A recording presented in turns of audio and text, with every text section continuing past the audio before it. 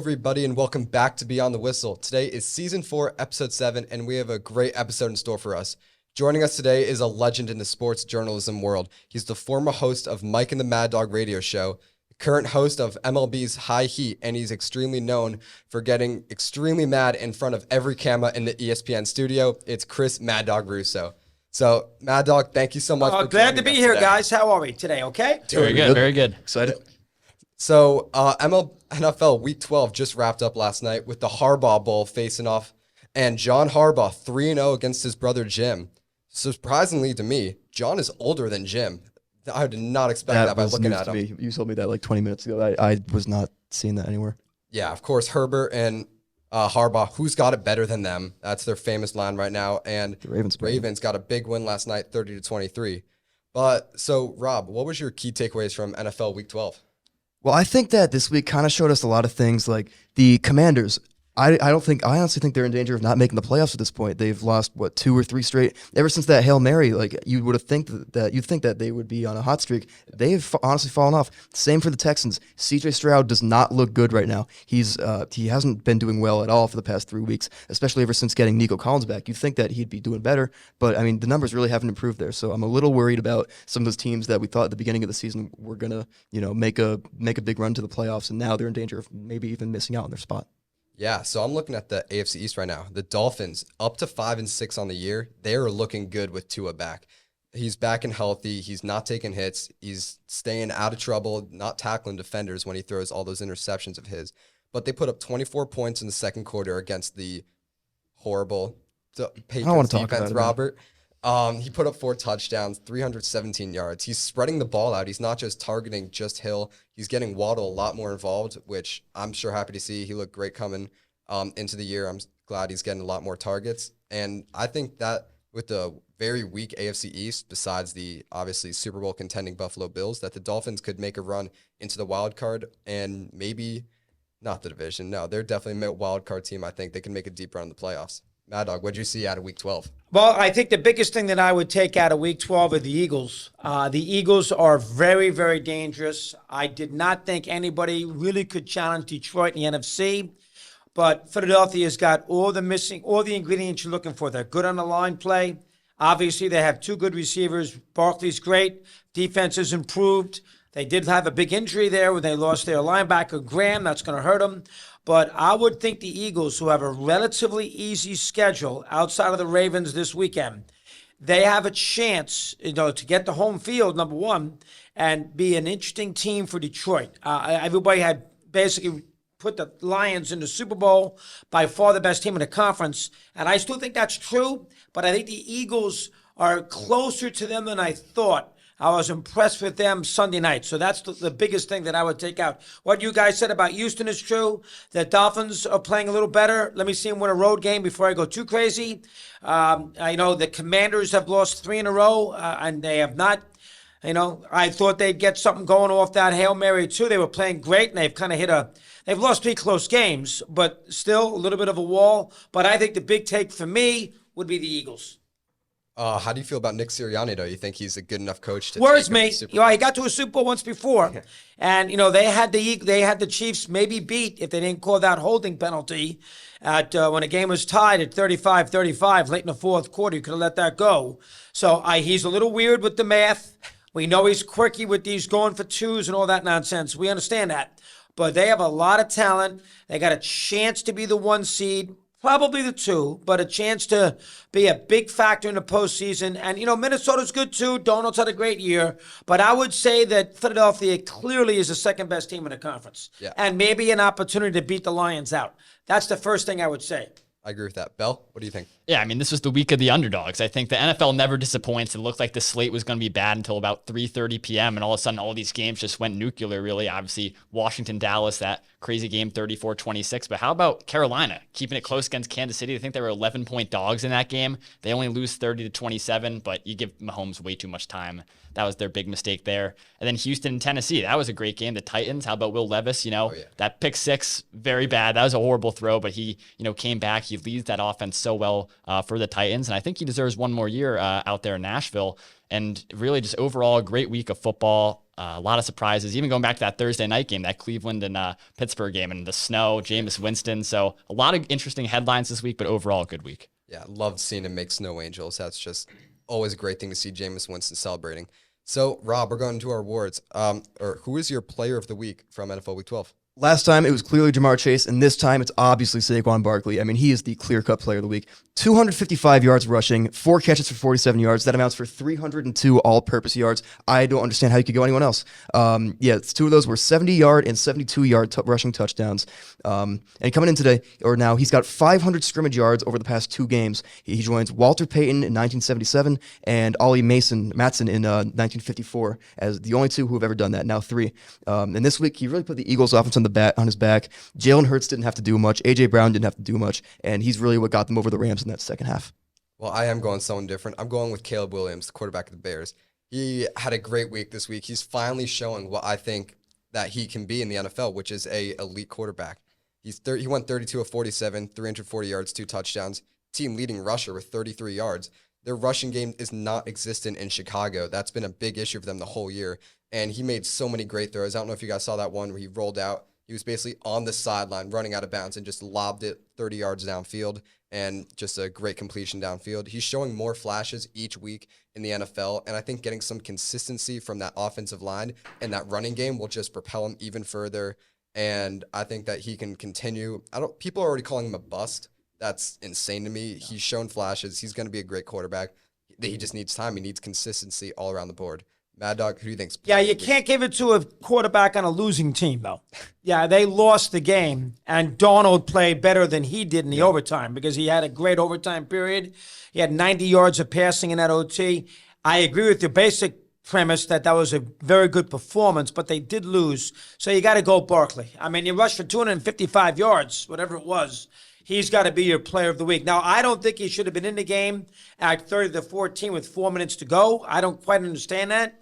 You get him hurt in that situation, you tweak an ankle, and it just doesn't. They're up by 16 points. The game is over. So I would have played the backup there. So I think that's a little window dressing, that last touchdown.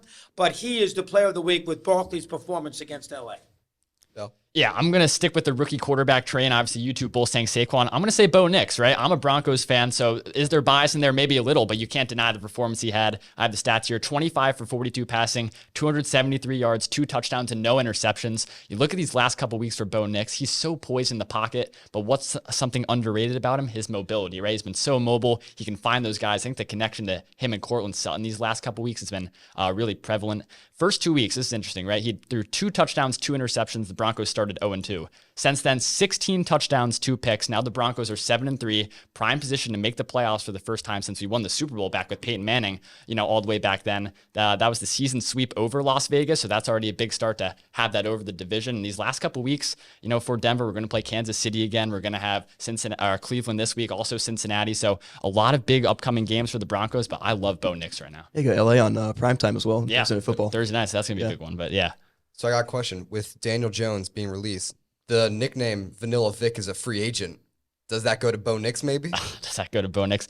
I don't know. I need to see more running out of him, I'd say. He's more of a passer right now, but the running threat is there. So I got to wait a couple years to really give someone a nickname right now, but I'm a Bo lever. So that's all I'm going to say. I'm not going to leave That's that good. out That's right good. Good job. That's good. Good job, Ryan. So we're going from the highs of week 12 to the lows. Who's in the dumpster? Underachiever of the week. Rob, who do you got? I'm going Deebo Samuel, and you might as well go with the entire 49ers offense because they did nothing all game. With Jair Alexander out with a knee injury for that entire game, you would have thought that Deebo Samuel, the wide receiver 1 on that team, would have made his presence known. He didn't. He had 1 catch for 21 yards, and yeah, he had that long kickoff return. But of course, it got called back for holding, so that didn't do anything. You can't blame that on them, though. But in a game where you're fighting for a spot in the playoffs, and now you are likely not even going to make that spot, you're not going to win your division at this point. I mean, you have to show up, which Deebo Samuel did not do. So that's why he's going as underachiever of the week for me. I will go with the Giants overall. That was a horrendous performance. You thought you get a little spark out of DeVito. You didn't do that. You had 45 yards of offense in the first half. You had, obviously, Baker Mayfield, making fun of DeVito with Tommy Cutlet's nonsense. I mean, the Giants didn't show up. They have been winless at home this year. They've only scored a couple touchdowns at home. I don't think he's going to fire him. I don't think Mara will do that again. But there are Giant fans who are going to want, Dable and or Shane, out the door if this continues. That was as bad a performance from a football team off a bye week that you've seen in a long time. So the worst performance of the week, without a doubt, was the franchise of New York. Let's see how they bounce back on Thanksgiving Day. Yeah, as a Giants fan, I just agree with you on every single level. I mean, going into this year, talking about Joe Shane and Brian Daboll, I thought there was no chance they'd get fired. They've been through a carousel of coaching and GMs, Gettleman, Judge. Don't know how we went through so many years of those two guys, but I mean, I think Daboll's lost the locker room entirely, and I don't know how you can defend Joe Shane letting our two best players walk this offseason. Of course, Saquon's been replaced by Tyrone Tracy, getting a lot of the same production from him, but yeah, it's tough down there in New York. I'm going to get into Brian Daboll a little bit later on one of my awards, but my underachiever of the week, I'm going with CJ Stroud. The sophomore slump is real. He went 22 of 33, 247, and a pair of touchdowns and interceptions going to that game. The game-losing safety running into the back of your end zone. I know Dan Orlovsky is laughing from his house. He was watching that. He's definitely freed from that, especially with Jimmy Garoppolo doing the same thing last year, but I don't know. CJ Stroud just is not looking like the same animal this year. Of course, he doesn't have Stephon Diggs at the moment, but he didn't have him last year. He's having the same weapons as last year, and the production is just not improving. When you thought he was so great last year, you were just expecting to see MVP level play this year, and you're just not seeing that. You're seeing someone who's looking like a middle-of-the-road quarterback. I mean, a top fantasy option going into this year, and now he's quarterback, I think, 25 on the year in fantasy, but I mean, it's just not a great year for the Texans right now. DeMeco Ryans, he's struggling, I think, maybe in his second year with some of his coordinators and assistant coaches gone. But, Bell, who do you have underachiever this week?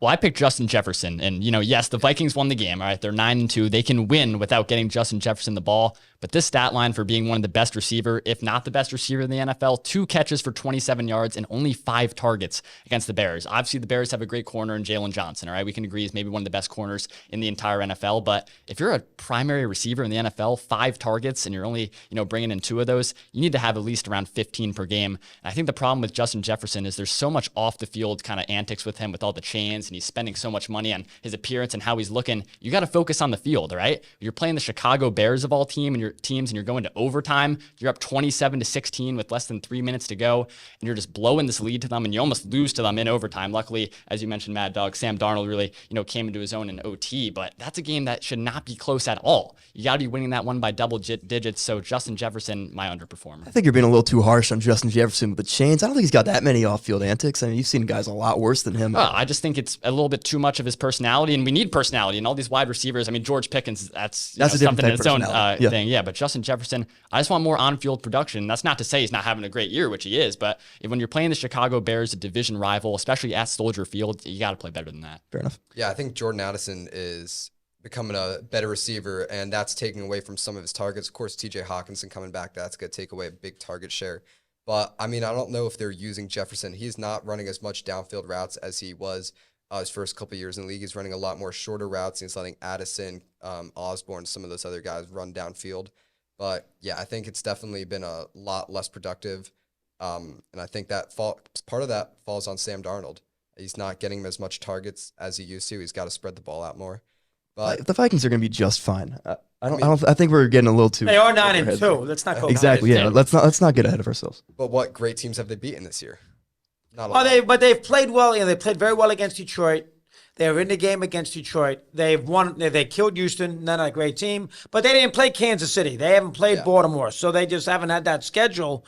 And there's not that many great teams, outside of Buffalo, Kansas City, Philadelphia. I mean, how many great teams? And they should have beaten Detroit. The one thing about Jefferson, he caught a pass in overtime. Yep. Very important. And Addison had a huge game. Right, he did. And that's because they're putting 3 guys. They're putting 3 guys on Jefferson, and then Addison takes advantage of that. So you got to keep that in mind with him. Not a big performance, but unless you're looking at the film and see how much the Bear defense is geared to him.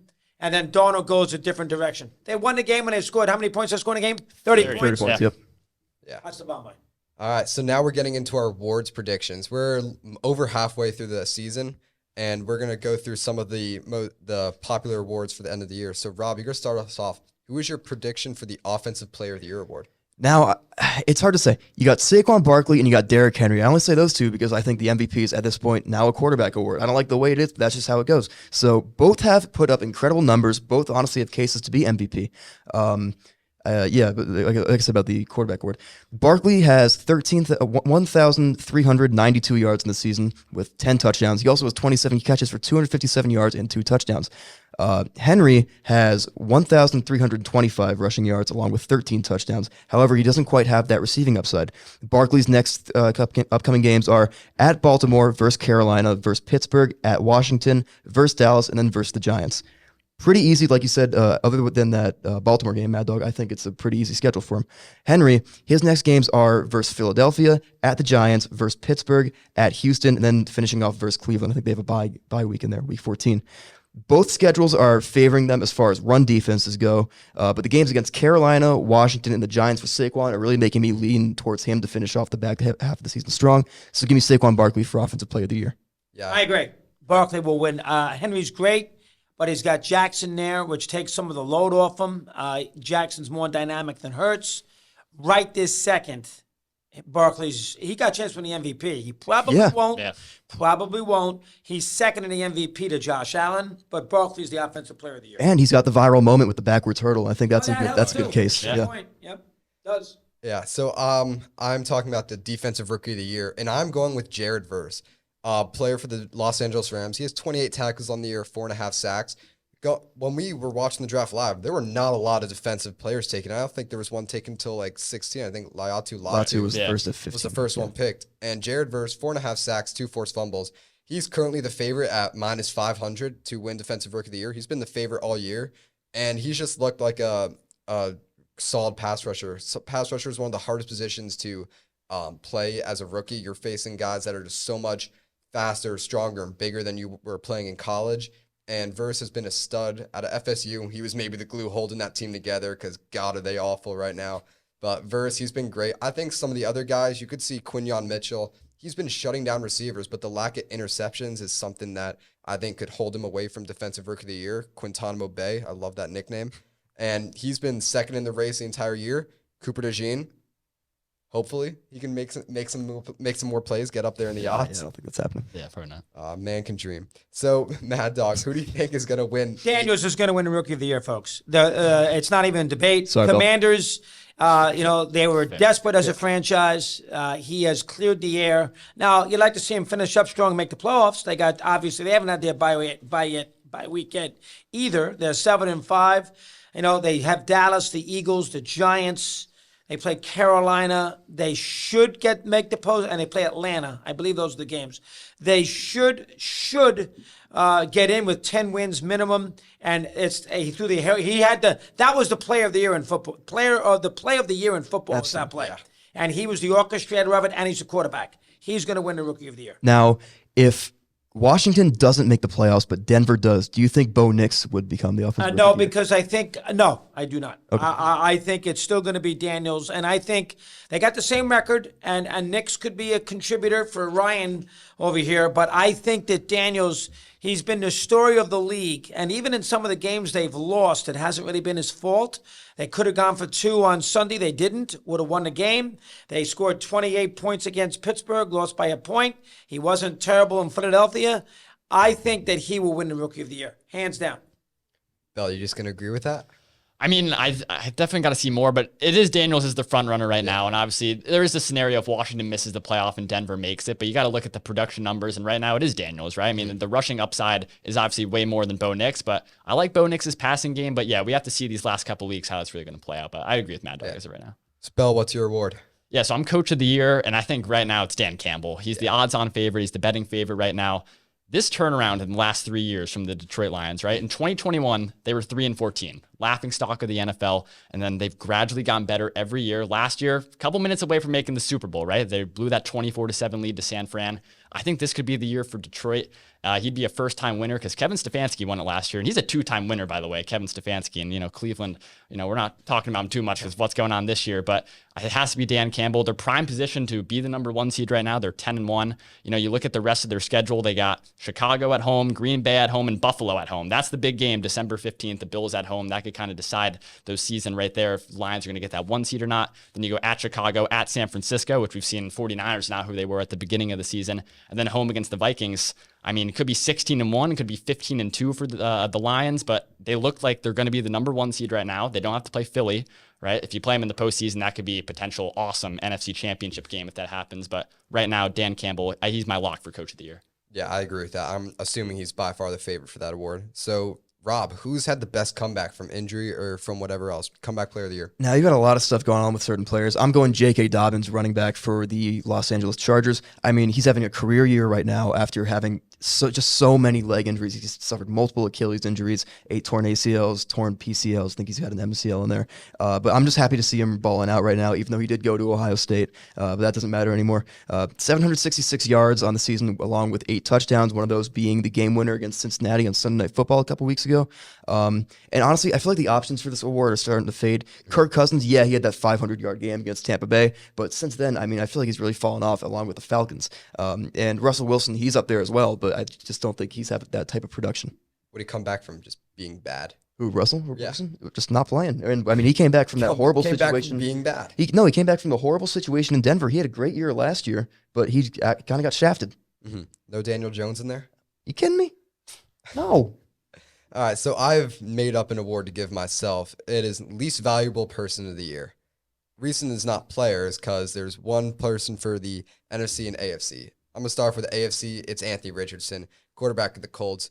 He could have been the underachiever of the week. He was horrible this week. The Colts are 4-4 with him starting, and he has 5 touchdowns, 7 interceptions, an under 50% completion percentage.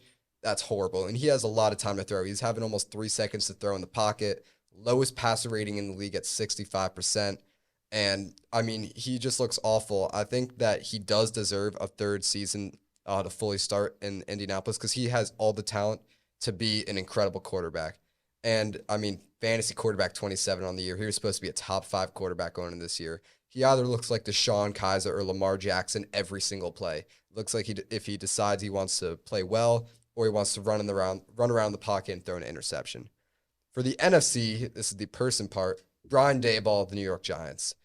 2-9 on the year, the Giants. The Giants are averaging 14 points a game, worst in the league by a mile. He's calling the plays. He takes all the responsibility, and they're barely using your rookie wide receiver 1. Completely lost the locker room. It's completely evident that players are not trying, and the lack of effort is absolutely there. I saw in players' interviews like Brian Burns, Dexter Lawrence, Malik Neighbors. Neighbors was pissed. It looks like they're not trying, and I can't blame them. I've defended Brian Daboll every single chance I could up to this point, but it's hard to. The play calling is awful. We've brought him in for his offensive skills, and the offense is terrible now, so I don't see what value he truly brings to the Giants, and I would not be surprised if at the end of the year, I don't think there's any chance of an in-season firing, if at the end of the year that he's gone from his job as the head coach of the Giants. Mad Dog, your award is next. Yeah, Aaron Rodgers. Oh, you got to give me that? Go ahead. Aaron Rodgers is your disappointing player of the year. The Jets have been awful. Really? He's going to win that hands down. But go ahead. So who do you think is going to win the MVP of the NFL season? It's going to be a quarterback. I know you can consider Barkley. I'm going to give it to Josh Allen only because, and it's only 11 games, and you got 6 games to go. You got a ways to go yet. I'll give it to him. They beat Kansas City. They're 9-2. He is great. He's not good. He's great. He's by far the second best quarterback in the NFL. He's not as good as Mahomes yet because Mahomes has won 3 championships, so you can't put him on that level. But he's beaten Mahomes 4 straight times in regular season play, and he's played well in 2 of the games against Mahomes in the postseason. He played great last year. Lost. Kid missed a field goal. Allen to me at the moment. Now it's fluid and it could change. You got to play the whole season, and Barkley would get consideration, but Allen is the MVP in the league. I agree with that. It's a quarterback award at this point, and is pretty. It's another word to say best quarterback, and Josh Allen has been the best quarterback in the year. Yeah, up he to has. this point. He's the best right now. If Cooper Kupp couldn't win it in 2021, I don't think anybody's going to win it. That's not a Exactly. quarterback. Yeah. There's no way. I don't unless a truly historic season, which we've seen from Cooper Kupp. I don't unless that happens on a even. Who won it the greater year that scale. Cup won it? That had the year. Rodgers, I think. Rodgers. Rodgers, yeah. It's hard to go against a QB. Right. Yeah. All right, Bell, you're going to round us out. Defensive Player of the Year. Yeah, Defensive Player of the Year. There's a lot of options, right? Myles Garrett's having a great year in Cleveland, Chris Jones in Kansas City, but right now, I think it has to be TJ Watt in Pittsburgh. TJ Watt is also the odds-on favorite. So my last two picks have been chalk, but I think you can't go against TJ Watt. 7.5 sacks so far, so maybe not up to total standards you'd expect from TJ Watt, but he's still one of the best, if not the best, pass rushers in the NFL. 40 tackles, 4 forced fumbles. He just wreaks havoc everywhere. It doesn't matter, who he's playing against. They'll double team. You can triple team TJ Watt. He's still going to get pressure in there. This would be his second time as a winner. He won in 2021. Last couple of years, he's been dealing with injuries, and he's still having good seasons when he's playing. When he's been healthy, I think he's the best edge rusher in the NFL. And the Steelers are 8-3, all right? And that's a testament to how good that defense is, and especially TJ Watt, and obviously having guys like Patrick Queen, and Minkah Fitzpatrick in that secondary. But, until I see otherwise, I can't go against TJ Watt. I think he's the best linebacker and edge rusher in the NFL. Yeah, I was thinking that could have been Dexter Lawrence about a month ago. Last 4 games, 0 sacks. Yeah, about a month ago. Last 4 games, he has 0 sacks. He had 9 to that point. Leading the league as a nose tackle in sacks, pretty impressive. I mean, he's a dominant player, but with the Giants slowing down him, especially slowing down, it's been bad for him. And I think TJ Watt definitely. Myles Garrett, I think, could make a run. Yeah, the season with the Browns kind of heating up a little bit up to this point. But now we're going to look ahead to Week 13. We're going to go with our underdog of the week. Who's going to defy the odds, maybe break some spreads?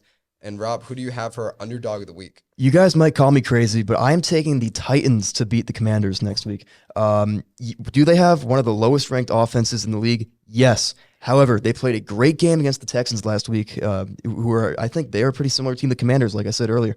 As long as Will Levis doesn't have any more boneheaded mistakes like that pick 6 last week, which, by the way, was just awful. I don't know who he was looking at. I don't know what that read was. I think they'll be fine. Tony Pollard has been on fire.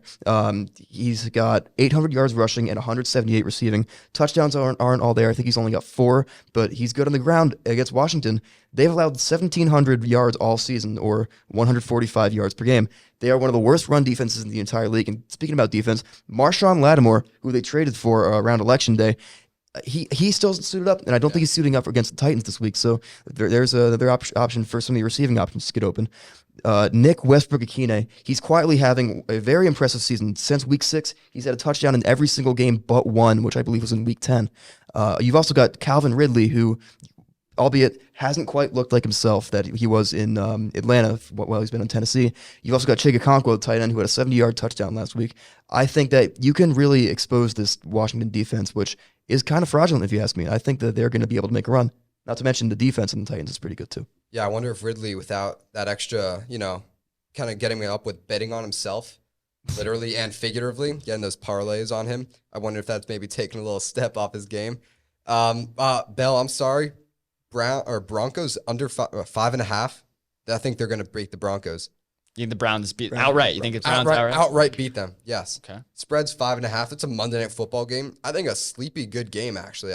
I mean that's a surprising pick for that being the Monday night game. But I think the Browns, they're kind of getting hot at the right moment, especially with the right quarterback, Jameis Winston. And I'm honestly picking this for no other reason than I just love Jameis Winston. And I think that the Browns, they're just powered by friendship and Jameis Winston. I think they'll win the game. I mean, I have to disagree with you there. I don't think. I mean, the Broncos defense is. I think we're a top defense in the NFL. I think we're top 5 for sure. I think you're Pat leading Surtain. sacks. Yeah, and Pat Surtain, in my opinion, is the best cornerback in the NFL. I mean, you can throw different options out there. Sauce Gardner is obviously not having the production that he's had the last couple of years. It's Surtain. Jameis Winston, it's a great story. I think everyone loves Jameis Winston, but going into Denver in that altitude, it's a Monday night. The difference between this Broncos team in the last couple of years, we now have a quarterback. There's life amongst the Broncos. We're 7-5. We can make the playoffs for the first time in about 8 years since we won the Super Bowl. I don't think the Browns have any chance of going into our home and winning outright at all. Well, we'll see we'll see on Tuesday. I will take Pittsburgh. They shouldn't be an underdog, but they're getting 3 points in Cincinnati. I will bet Tomlin all day. The Bengals have had a bad year. Pittsburgh, Cincinnati's on a bye, but Pittsburgh hasn't played in 10 days. They need the game. I'm going to take, I know it's tricky, divisional rival. When you pick upsets, you try to stay away from rivalry because those rivalry games are weird. But I will take and there's a couple games I like. I actually think the Giants are going to play well in Dallas. I can make a case for Miami and Green Bay. They're due to win a game in cold weather. But I will take the Steelers against Cincinnati. Yeah, Jamar Chase and Joe Burrow maybe worry me a little there. I think that they could get a bunch of deep connections there. I think it's going to be a high-scoring game. I think it could be a score in the 30s. When you pick that game, you pick the culture of the team. You don't look at matchups. You pick the culture. Tomlin is a great coach. The Bengals are falling apart. Pittsburgh is a great organization that's playing for something. Cincinnati's had a bad year. They're 4-7. Zach Taylor, a little erratic. Yeah. That, whether Chase has a big day, Higgins had 10 catches against the Chargers. They still lost. Sometimes it just get the sense that it's not going to happen for you. So that's why I'll take the Steelers. Yeah, the spread on that game surprised me. It's only 3. Steelers should be favored. We'll see. And they're not. I'm surprised by that. Bell, underdog of the week. Yeah, well, I'm also going to do a division matchup, which, as Mad Dog just pointed out, you don't normally do that, right? But right now, Carolina, line could change, is +6.5 at home against Tampa Bay. This is solely, I think, because of Carolina. Tampa Bay obviously just beat the Giants, but it's the Giants. Sorry, Henry, no offense to that. But this is nothing against Tampa Bay. They're a good football team, and with how Atlanta's been playing, they could easily win the NFC South, I think. But Carolina against Kansas City, 11-point dogs. You lose that game by 3 points. And how about Bryce Young? I think the best game of his career in the NFL so far. Yeah. I think that was the best game of his career. By far. The Panthers' offensive line looked really good. They kind of neutralized Chris Jones. Yeah. You see that play calling is really expanded, and that's the thing, gaining trust between your coach and your quarterback. Bryce Young is starting to gain a little bit of trust in his system right now. You see on those 4th down play call and that one to Thielen when you had to get that to keep the game going, wide open to Adam Thielen. And how about Chuba Hubbard at running back? I think he's one of the most underrated halfbacks in the league. He had been great for me all season. I had to trade him in a package for Saquon Barkley, but yeah, he's been great for the entire year. Yeah, so I think that Panthers offense, Chuba Hubbard, Thielen, but with how Bryce Young has been playing, I'm not going to say an outright win for the Panthers. That's risky, but 6.5 right now at home against Tampa Bay. Give me Carolina. I think if anything, that spread will rise, maybe 7.5, 8.5 before game time. But yeah, I think Panthers, they look great. It's crazy what a little confidence can do for a quarterback. Bryce Young, he was like shot to start the season off, getting benched especially. But then coming back, facing the Giants, which showed how he can be good. And then Tampa Bay beating the Giants. I still think Tampa Bay easily will win that game. But I think it could be close, like we saw with how the Panthers put up a great fight against Kansas City. You have to, when you do an upset, don't go spread. Yeah. Is Carolina going to win the game? Yeah. Do I think they're going to win the game? Yes. No. Well, then you can't pick them. Well, I think it's going to be a close game, though. He picked Tennessee to beat Washington. I beat right. Pittsburgh to beat Cincinnati. Pick the team that you think is going to win that is an underdog. Can't be Carolina. I can pick that. Hey, I'll take the points. Pick an outright underdog winner. Who is it? All right. I'll look at the schedule right now. All right. I'll do a quick one right now. This is just looking at it. With how Houston just played against Tennessee, another division game. I'll just stick with all these division. You're going to pick Jacksonville to beat the Texans. Outright. Okay, I'm saying it right now. Wow. Give me I don't like Jacksonville. that. Who's Mac Okay. Jones still going to be a quarterback? I think Brian No, Thomas. Lawrence is coming back. Lawrence Okay. is Yeah. back. All right. Okay. Well, they look just He's as got to bad figure it without out. the guy. Lawrence has to figure it out Yeah. right now. He looks like he's just a blonde-haired Daniel Jones out there. He's just as bad. I think the name and the hair is kind of disguising him from being as bad as a quarterback as the media should see him. He is not a good quarterback in the NFL. Nah, let's get to the Super Bowl. Yeah. Super Bowl predictions, end of the year. Rob, who's going to come out on top? If I'm being honest, you got a lot of good teams in the league right now, but I'm not high on most of them. The Chiefs, they're playing with fire. They have a point differential of plus 52 through 11 games. Yes, it's positive, but of the 65 teams ever to start 10-1, this differential is ranked 64th out of 65. Their luck is only going to get them so far, and they've got 5 last-second wins. That's not going to get you to the Super Bowl for a third time in a row. So, I mean, I don't think that they're going to win. I think they're going to collapse eventually. The Bills, they're probably going to collapse just like they do every year. So will the Eagles. Sorry, Colin Finnerty, but that's what's going to happen. The Ravens are not legit, and neither are the Steelers. I'm just going with that right away. So that really leaves us with the Lions to win all this year. They've dominated basically everybody they've played. You got to have an AFC Oh, winner. Lions. I think they'll get past the Ravens. I think the Ravens are going to make it to the Super Bowl. Okay. Yeah, I think the Lions are going to take down the Ravens. But they've dominated opponents all year. They've narrowly squeaked out games versus good opponents like Minnesota. I think the Packers as well. But unlike Kansas City, they're able to put away bad teams early. I mean, they put up 50 against Jacksonville. I forget who else they put up 50 against, and they took down the Colts pretty easily last week. And I mean, yeah, I think that they're just more convincing than the Chiefs, who, in my opinion, they can't put away good teams. Just like you said about the Carolina Panthers, they were in that game up until the very last second. That's not going to work out in the long run. Yeah, so I'm agreeing with you on the Detroit Lions. I think they're going to be playing a different AFC opponent. I think it's going to be Buffalo Bills. And we do see those teams actually play each other on December 15th. That's going to be an incredible game for us. The Lions are the favorites at plus 300 betting odds to win the Super Bowl right now. And it's the most complete team that we've seen the Lions in such a long time. Ever. Yeah, ever, probably. They have a two-headed monster in the backfield with Montgomery, Gibbs. Yeah, and Gibbs. Yeah, Can run. Goff, he can definitely run. He tries. He tries his best to run. But we've seen that this team is good enough to win, even when Goff is not playing his best games. We saw he threw five picks for five interceptions, and they still won. And I think that Buffalo, Detroit Lions, I think that preview game that we might see on December 15th, a lot of broken tables up there in Buffalo. A lot of beer is going to be chugged out there by those Bills fans. It's going to be an incredible game. I think that is the Super Bowl preview. Mad Dog? Yeah, I will. I think Detroit's an easy one. They are not the 62 Packers. Let's not go too crazy on the Lions yet. The 62 Packers were 13-1. The only game they lost was to Detroit, Lombardi's second consecutive championship, and about 11 Hall of Famers on the team. So, and they had won the year before. So, and they were 13-1. That's one of the great teams in the history of the NFL. The Lions have to prove they're on that level, and they got ways to go before they do that. But I do agree. I think we all agree the Lions are the best team in the NFC. I think the AFC is where the debate rides. You can take any of the teams that you want to take. I will take the Chiefs because of Mahomes. I'm not as wrapped up on point differential. They're going to probably get home field. They're being Arrowhead. They're only going to have to win one game at home before they get to a title game because they get a bye. I'm still going to take Kansas City.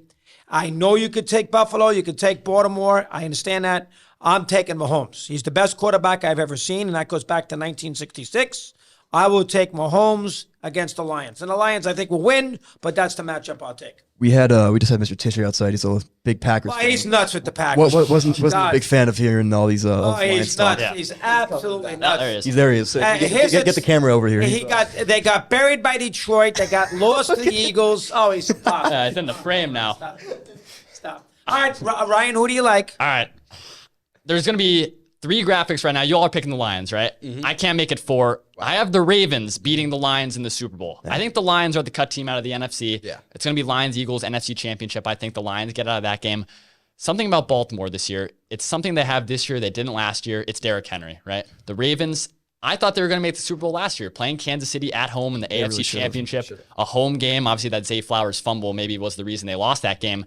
But I thought last year was the year. Now you add in Derrick Henry, it takes so much off of Lamar Jackson's shoulders to be able to just hand the ball off to a guy who can get almost 200 yards on the ground, right? Makes it so much easier for that offense. We've seen the last couple of weeks, Mark Andrews has started to come into his own. Really bad start to the season, but right now adds another game, likely at tight end. And that's Zay Flowers, Rashad Bateman, a lot of good receivers, all right? And Baltimore's defense is still really good. I think if it's a Ravens-Lions Super Bowl, I think it's going to be a shootout. I think both those teams are going to score a heck of a lot of points, but I got Baltimore just over top. I'm not sold on Zay Flowers. I feel like in most big games, he just really hasn't been there. I mean, yeah, you got the tight ends that step up. Other than that, I think that the receiving options over there still is their problem. And honestly, the secondary hasn't been great either in Baltimore. I mean, Cincinnati has lit them up both times. That's why I don't believe in the Ravens as Super Bowl contenders. Yeah, well, I think it goes back to coaching as well. You have John Harbaugh. You have a guy who's won a Super Bowl, right? If you go against the Lions, Dan Campbell's a great coach, but Harbaugh has been in these moments. He's been in Super Bowl. He's been coaching for over 10 years. He knows how to lead his team in the locker room.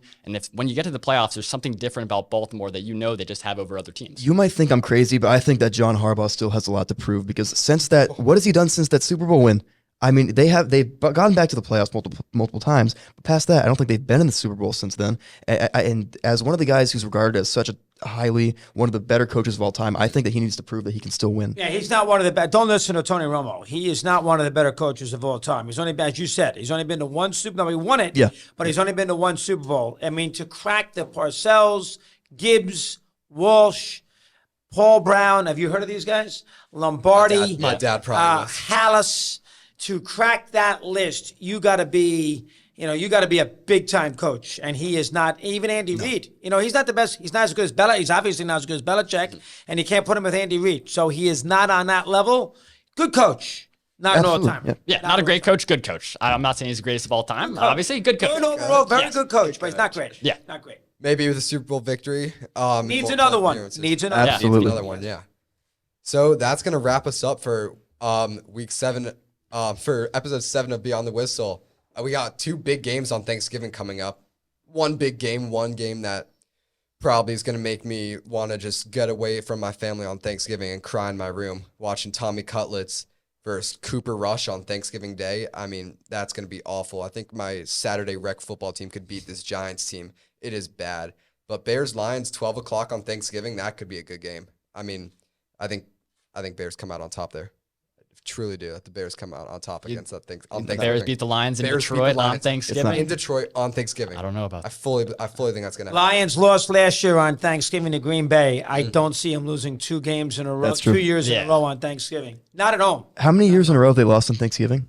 No, they won decide the that? year before. Didn't they win the year before? Maybe they didn't. I'd have to look They at that. definitely had a long. Last year was Yeah. a terrible. Last year was Yeah. a bad loss. Green Bay went in there and buried them.